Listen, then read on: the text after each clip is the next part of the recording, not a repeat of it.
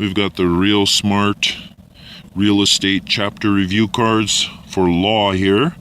And we've already done chapters 1 to 5. And now we're doing chapter 6 until we get called away. Chapter 6 question. What is the difference between a lease and a license? What's the difference between a lease and a license? Well, answer.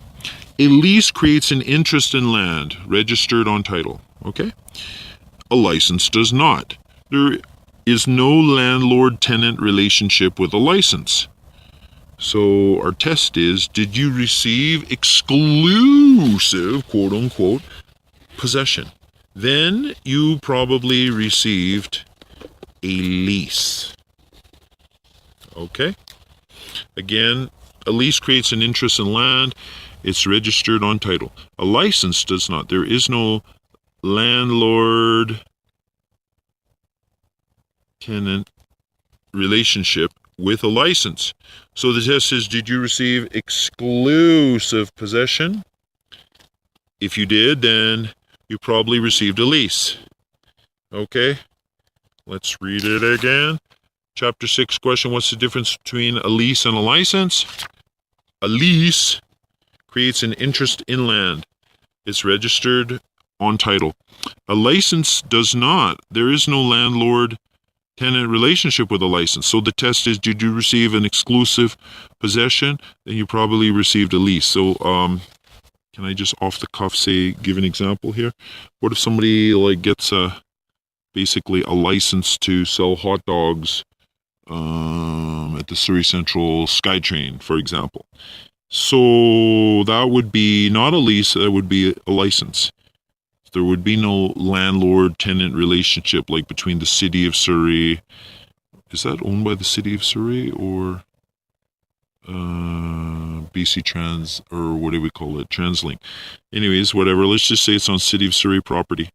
So there wouldn't be a landlord-tenant relationship there. It would just be a license. Okay?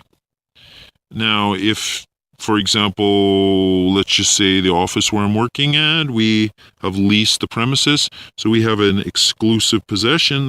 So our lease appears on title, it's registered on title, it is an interest in land.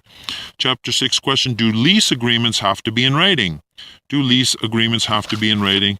The answer is yes, unless the lease is less for 3 years. Yes, unless the lease is for less than 3 years. The question again is, do lease agreements have to be in writing? The answer is yes, unless the lease is for less than 3 years. Chapter 6 question, how do you terminate a commercial fixed-term tenancy? How do you terminate a commercial fixed-term tenancy? The answer is, it just ends. There's no notice required. It just ends. There's no notice required. How do you terminate a commercial fixed-term tenancy? It just ends. There's no notice required.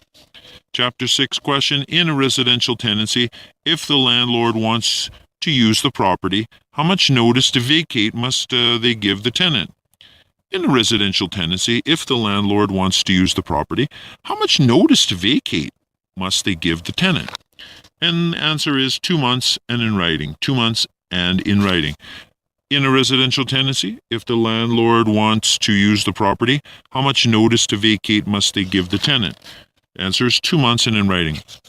Chapter 6 question, what are some ways a residential landlord can end the tenancy? What are some ways a residential landlord can end the tenancy?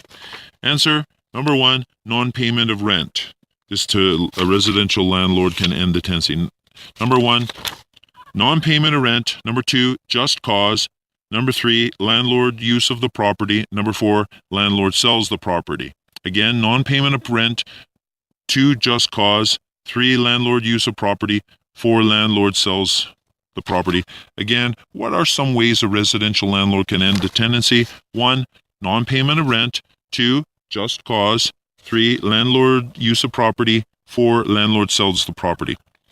Chapter 6 question, in a residential 1-year fixed-term tenancy, can a landlord who wants his mom to move in give the tenant the appropriate 2 months notice to move out early after the tenant has been there for 6 months? So say we've got a 1 year fixed term residential tenancy. So can Mr. What? Mr. Bergensen, the Norwegian landlord, he wants his mum to move in, and then Penny Chue, she's been living there for 6 months, and they've got a 1 year fixed term tenancy. And can Mr. what did I call him? Say Bergensen? Can he just like give her 2 months notice so she can move out early? And the answer is absolutely not. Mr. Bergensen must give notice 2 months before the fixed term period ends. The tenant cannot be made to leave before the fixed term ends unless he wants to, of course, she wants to, of course, but the landlord must wait until the term is up to move in. So we got absolutely not, can't move mommy in, you got to give notice 2 months before the fixed term period ends, okay? The tenant can't be made to leave before the fixed term ends unless she wants to leave, of course. But Mr. Bergensen cannot get Penny Chue to move out. He must wait until the term is up to move in. Chapter 6 question, what rules govern residential tenancy? What rules govern residential tenancy? And the answer is the Residential Tenancy Act. What rules govern residential tenancy? The Residential Tenancy Act. Residential Tenancy Act. Chapter 6 question, in commercial tenancy, how much notice must be given to terminate the tenancy if it is not a fixed term? In commercial tenancy, how much notice must be given to terminate the tenancy if it's not a fixed term? And the answer is 1 rental period for weekly or monthly and 6 months for yearly. The form doesn't matter. 1 year rental period, 1 rental period for weekly or monthly and 6 months for yearly. This form doesn't matter.